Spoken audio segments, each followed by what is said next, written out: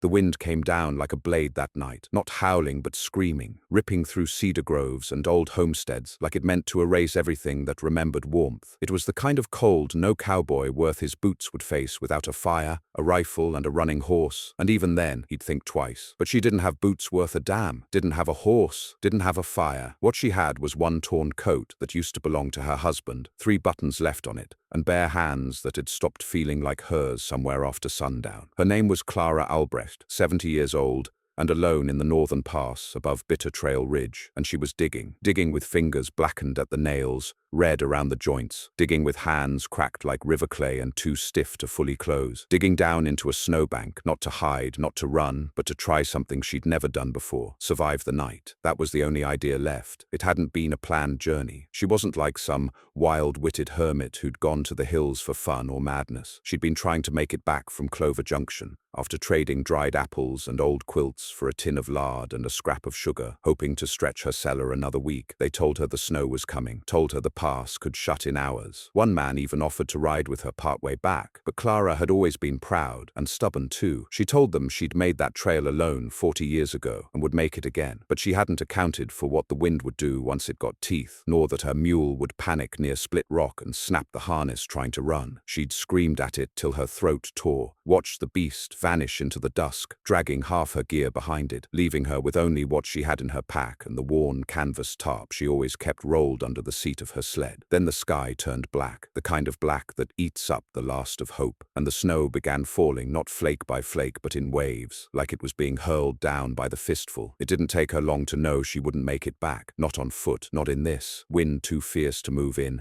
and every step away from the trail, a gamble with her life. There wasn't shelter for miles, not unless you counted the half-collapsed trapper's lean-to that got buried 2 winters ago and hadn't seen daylight since. She turned back toward the thickest drift she could find and started clawing, not with a plan but with memory, remembering how she once dug a cold pit for potatoes beneath the old cabin, and how the ground stayed warmer once you got down under it. She dug like that now, not to bury food, but to bury herself from the worst of the cold. Each handful of snow scraped her skin, bit through the seams of her gloves, filled the sleeves of her coat, but she kept at it, clearing a hollow just wide enough to curl inside. By the time the moon should have risen, though she never saw it, she'd scraped herself a low cavern beneath the snowdrift. Just enough room to pull the tarp in behind her, pack snow over the entrance, and let the darkness swallow her. It wasn't warm, not by any kindness of nature, but it was still. No wind, no screaming through the pines, just her own breath, and the awful thump of her heart slowing like a distant drumbeat in a cave. The cold in that snow fort was its own kind of silence, not peaceful, not soft. It pressed on her ribs like a hand, and warned her what it meant to stop moving. She talked to herself. That's how she fought it. Said her name aloud. Said the names of her children, her husband, all of them buried years ago. She whispered things she hadn't spoken in decades. Prayers her mother taught her in German when she was still a girl in Kansas, the language rough on her cracked lips. Vater unser, she started, voice shaking. She wasn't sure if she was praying or just trying to remember how it felt to be warm. Her hands stayed under her arms, unmoving. She couldn't feel them now. Then the sound came. It wasn't wind this time. It wasn't the settling of snow. It was something heavier, a shifting weight above, a crunch, a sigh. For a moment she thought it was her own heart stopping. Then she realized something was outside. Maybe it was the mule, come back wild-eyed and terrified. Maybe it was a wolf, or maybe it was the weight of the snowpack sloughing off above her, getting ready to collapse. She held her breath, afraid to move, afraid to speak. The sound came again, closer this time. Then stillness, the kind that doesn't feel empty, only waiting. Clara had always known that surviving meant listening. As a girl, it kept her out of trouble. As a mother,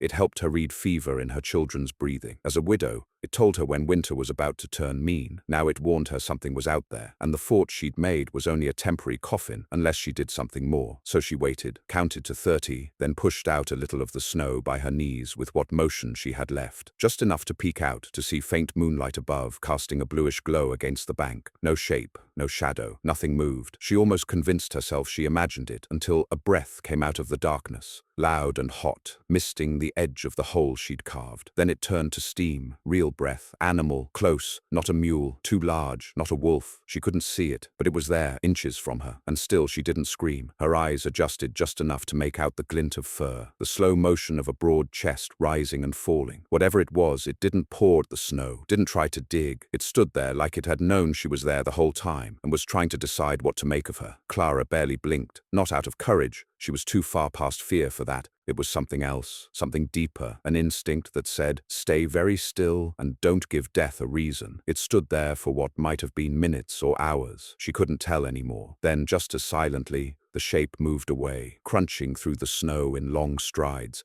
until the sound faded into the wind again. She didn't sleep that night, not really. Her body shut down in fits, woke again when the chill stabbed her spine, then sank into a fog again. It wasn't rest, it was holding on. She survived till morning. But when morning came, it wasn't light that greeted her. It was the silence. The storm had blown through, leaving behind a crusted world of white. Her body wouldn't move right, her knees locked, her hands useless. But she pushed out of that hole with her shoulders, crawled like a wounded thing toward the rise above, and saw the trail again, half lost beneath snow, and tracks, not mule, not horse, bare. But the prince circled her snow fort and walked away. She didn't cry. She didn't have the water left in her for that. Only one thought came to her, repeating like a bell, move or die. So she stood, staggered, and began walking. The trail wasn't a trail anymore. It was a pale ribbon half swallowed by drifts, barely a memory under the weight of fresh snowfall. Trees bent low like old men whispering, their branches burdened with white that cracked and dropped in sudden bursts, startling her back to motion each time she froze too long. Clara Albrecht didn't walk so much as lean forward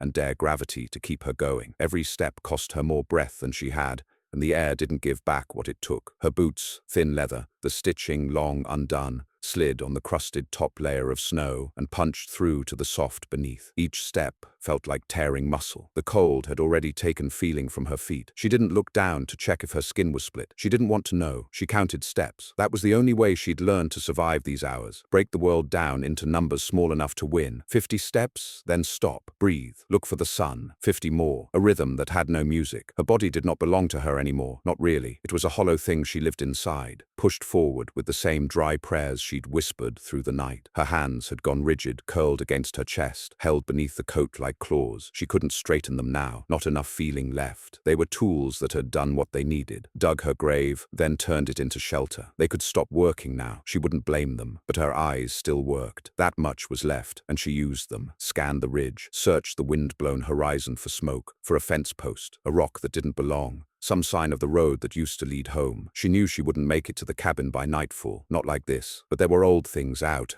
here, forgotten things. If she could remember one of them, she might stand a chance. A low rise came up ahead, one she recognized, a split in the ridge that had once been a trapper's trail. She remembered it not from walking it herself, but from stories, ones her husband told back when their boys were still alive, and she could sit by the fire while he carved spoons and spoke about all the strange men who once lived out in these parts. There'd been a Frenchman, he said, decades back, who'd built himself a shelter into the hillside like a badger, used dry moss to seal it, and buried the roof under brush. Said it stayed warm even in dead winter, even without a fire. Nobody believed it, and no one had seen it since. But Clara remembered that story. She remembered the shape her husband had traced in the air with his fingers, where the slope met the boulder, and the way the wind always curved just right around it. She looked at that rise now, snow-drowned and silent, and told herself, try. The slope was cruel. She crawled more than she walked, slid once and bit her lip hard enough to bleed. The blood was warm for a second before the wind took it. But when she reached the crest and dragged herself toward the rocks, she saw something. Not a cabin, not even a lean-to, just a slight depression in the snow, a sag like old ground trying to remember its shape. Her heart didn't leap. She didn't cry out. She didn't trust hope anymore. She just moved faster, on elbows and knees. It wasn't shelter, not yet, but the ground beneath had a crust that broke away different from the snow. Ice, but with air beneath it. A hollow sound. She scraped at it with the heel of her boot. It caved. Her leg punched through, and she dropped into it up to her waist. No pain, just surprise. She kicked, twisted, cleared the snow around her. There, under the surface, was a void, a shallow chamber, packed with dry moss, long turned grey. No sign of a roof or floor, just an earthen hollow about the size of a sleeping bear. And it was real. She didn't think. She climbed in. Inside, the air was still, not warm, but not deadly. She could sit up. The walls pressed in close. Dirt, old wood supports, bowed by weight, frost clinging in delicate threads. It smelled of rot and dust and time. She didn't care. She pulled the tarp from her pack and lined the floor, crawled in, curled up,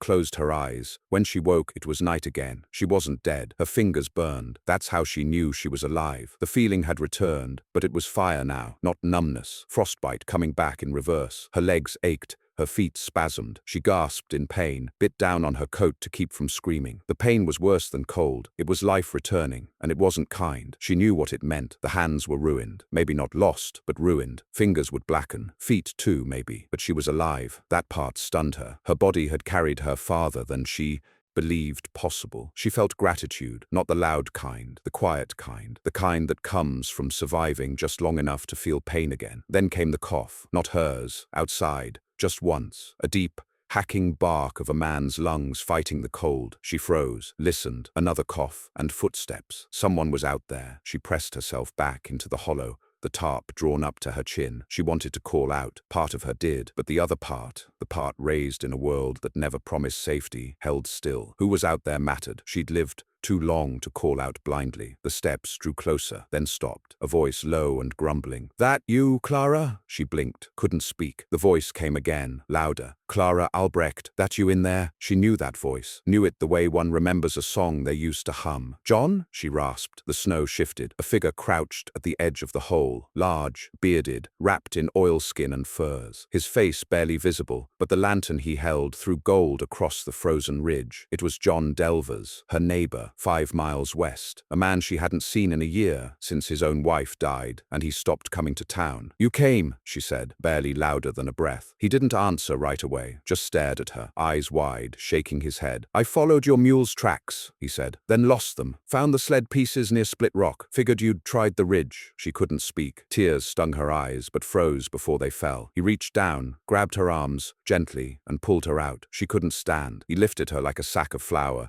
and slung her across his shoulder. "You're insane," he muttered, not angrily. "Digging into a snowbank like that. You're 70, Clara." She laughed, but it came out as a cough. "I ain't dead," she croaked. "No," he said. "But you're half froze." He carried her down the slope, slow but steady. At the base, just past the rise, was his horse, tied to a stunted pine, a sled behind it, loaded with blankets and gear. He set her in it, wrapped her in everything he had, then knelt. "You lost your hands?" he asked, touching them gently. "They'll hurt," she said. "They already do," he nodded. "We'll get you to my place. It's closer than yours." She didn't argue. He stood, clucked to the horse, and they started moving. As the sled bumped along the trail, Clara watched the stars above. They looked brighter now, or maybe she just hadn't looked in a long time. She remembered the snow fort, how dark it had been, how close death had felt. And yet here she was, still breathing, still alive. Even the cowboys wouldn't have tried that trail last night. But she had, and she'd lived. The ride to John Delvers's homestead was not one Clara would remember in the ordinary way. Not with details, not with names of trees passed or the exact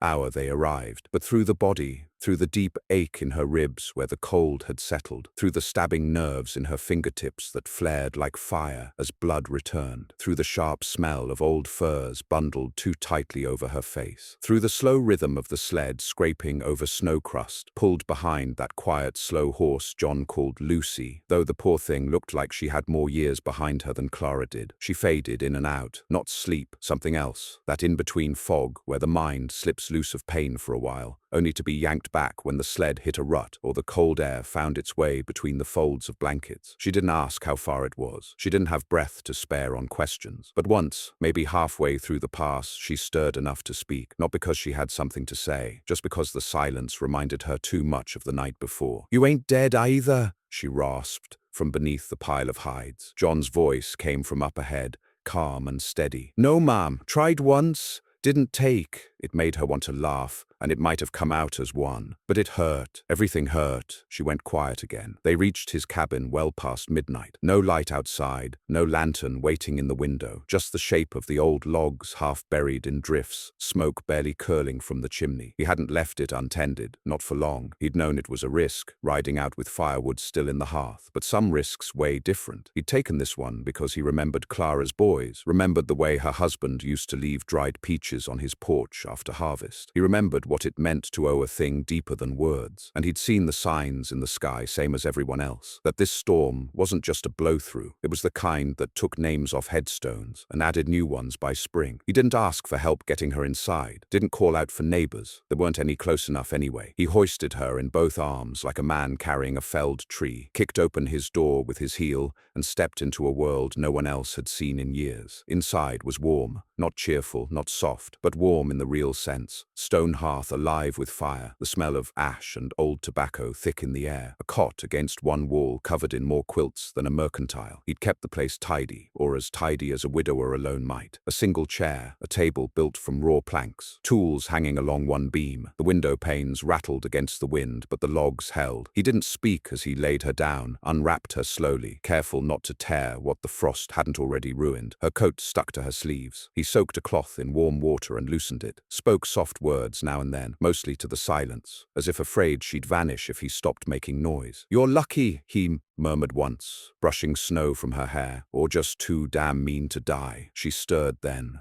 not quite smiling. "Both," she whispered. It took hours to warm her, not just hands and feet, but spine and skull and everything between. He moved her closer to the fire, wrapped heated stones in cloth and tucked them beneath her arms, gave her sips of broth, slow as sap from a tree, till she could speak without coughing blood. She didn't ask questions, not yet. Her mind was still inside that snow fort, still listening for the sound of a bear's breath outside the wall of ice. John worked without needing instruction. When he saw the purple creeping up her fingertips, he fetched a tin of fat rendered from some game he'd trapped earlier in the season, rubbed it into the skin, slow and careful, whispering like the old folk did when they thought pain could hear them. "Not losing these today," he said, binding each finger in a strip of clean cloth. She hissed once. He didn't flinch. Morning came with pale light that barely touched the frost clinging to the inside of the window. The storm was gone, but the cold lingered, deep, still, waiting. Clara sat up slowly, swaddled in every blanket the cabin could spare. Her back ached, her toes throbbed, but she could breathe deep again. "I buried the tarp," John said, handing her more broth. "Wasn't much use bringing it in. Half frozen to the moss anyhow." She nodded. He added quieter. "There was blood in the snow." Her eyes found his. "Not yours," he added quickly. "From something big. Guessing that bear circled you. Maybe took on something else during the night. You got lucky." Clara shook her head. "Wasn't luck. It saw me, smelled me, left me." He didn't argue, just sat back, rubbed his jaw. After a while, he muttered, "Maybe it pitied you." She snorted softly. "Maybe it was older than me." They sat in silence after that. The fire cracked. Time passed. She stayed 3 days. The first she barely moved, beyond shifting her fingers to keep the blood from settling. John made her eat. Small meals, slow chewing, nothing sweet. She slept more than she was awake, dreamed of snow that breathed, caves that listened, hands that dug down into ice not to escape it, but to become part of it. She'd wake up with the taste of dirt in her throat and still feel grateful. On the second day, she spoke more, told him about the ride up, the mule's panic, the wind like screaming blades, told him about digging down with her hands till they bled, about the dark pressing in around her. She left nothing out. He didn't ask foolish questions, didn't act like it was impossible, just listened, the way men do when they know something hard has been survived. He told her little in return, but enough, that he'd been watching the storm build from the far ridge, that he'd seen the mule's tracks vanish halfway through the pass, that something in his bones said to ride, and that, when he found the snow fort, he'd seen prints around it, wide, heavy, deliberate, like something had paced there. "That was the strangest part," he admitted. "It didn't paw, didn't claw, just stood there, like it was watching." She didn't reply. She didn't have to. By the third day, she could walk again. Not far, not fast, but enough. She stood by the fire that morning, bracing herself against the wall, and said, "I'll go by afternoon." John didn't answer right away. "You'll stay another night," he said eventually. "I can't. The cellar's all I've got. Need to check on it. Storm like that, the roof might have caved." He looked at her, long and hard. "You can barely stand." "I've stood through worse." He didn't argue again, just nodded and began packing her some things. Food wrapped in cloth, a flask of water, a pair of thicker socks. Before she left, he gave her a coat, his wife's, fur-lined, long, mended more times than she could count. She ran her fingers along the seam. "She wore this to church." He nodded once. "Would have wanted you to have it." Clara didn't thank him out loud. She didn't need to. When she stepped outside, the sun had risen high enough to paint gold over the white drifts. The wind had gone quiet. The world looked like it had been wiped clean, but the prints were still there, just beyond the cabin, leading from the trail toward the pass. Bear prints, clear as anything. And beside them, another set. Boots, human, fresh, headed west. Clara frowned. She turned. "John, anyone been by?" He looked up from inside. "No," he said. She stared at the prints again. "Someone came." He stepped out beside her, squinted at the snow. "That's not my tread," he said. "No," she agreed. "Mine either." They followed them with their eyes until the trees took them. Then the wind picked up, and the prints vanished. The journey back to her cabin was slower than the ride to John's had been, though Clara had more warmth in her now and a better coat on her back. The wind didn't scream anymore, but it whispered in a low, icy voice through the trees, and each gust felt like a memory trying to pry loose from her bones. Her hands were stiff splints wrapped in oilskin and linen, useless for anything beyond balance, and her legs weren't much better, two trembling sticks that knew the shape of walking but not the confidence. Still she walked, not because she felt strong, not because she believed she'd make it, but because stopping again, after all she'd endured, would be a betrayal she couldn't live with. John had offered to walk with her. She refused. "I got into this mess by riding out proud," she said. "I'll get out the same way." He'd only nodded. No scolding, no soft talk. He understood. The kind of understanding you don't get from years, only from grief. He watched her disappear into the trees, then went back inside. The trail was faint but passable now. The sun had returned. The worst of the cold had lifted, but what lay beneath it was a land, broken in ways Clara had never seen. Snow lay deep as a man's chest in the low places, drifted high against dead fences, bent over the tall grass like a shroud. The cabin was a half-day's walk away if her legs held. She counted steps again, not in 50s this time, but in 5s. 5 steps, rest, 5 more. Her breath came in little puffs that hung in the air and drifted behind her like lost words. She passed the ridge where the snow fort had been. It was gone now, collapsed into a misshapen mound. No sign of the hole she'd dug, no trace of the tarp, no claw marks or prints. The bear had left nothing behind, but she paused there anyway, looked at it, let the stillness settle over her. It didn't feel like a grave anymore. It felt like a wound the land had closed over. By early afternoon, she reached the bend where her land began. The split-rail fence was half submerged in snow, the gate barely visible. She braced herself on a leaning post and stared down at what had once been her little cabin. Modest, square, no wider than a wagon length. Smoke-blackened stone chimney, patchwork roof, porch with one board always loose in the middle. The snow had risen so high the windows were level with it. The porch sagged, heavy with white, and the door was open. She blinked. Not broken, open, as if someone had gone inside and never closed it behind them. Her heart quickened, not with fear, not yet, just confusion. She'd locked it. She always did, storm or no. She took a step forward, then another, stumbling through knee-high snow, boots dragging. As she got closer, she saw something else. Footprints, not old ones either, clear as script, leading to the door into the house, and none coming out. Booted feet, a man's tread, broad, heavy. She stepped up onto the porch. The loose board creaked beneath her, the sound too loud in the cold. She hesitated a moment, breathing in the cold air spilling from the open doorway. Then she stepped inside. The air hit her like memory, the smell of smoke, of old cedar, of lye soap and winter damp. Her little home looked untouched. The fire was out, had been for days, but someone had stirred the coals. Someone had unlatched the shutters. Someone had taken down the quilt from the wall and folded it neatly on the table. She didn't speak, didn't call out. Instead, she stepped into the kitchen, boots scraping wood,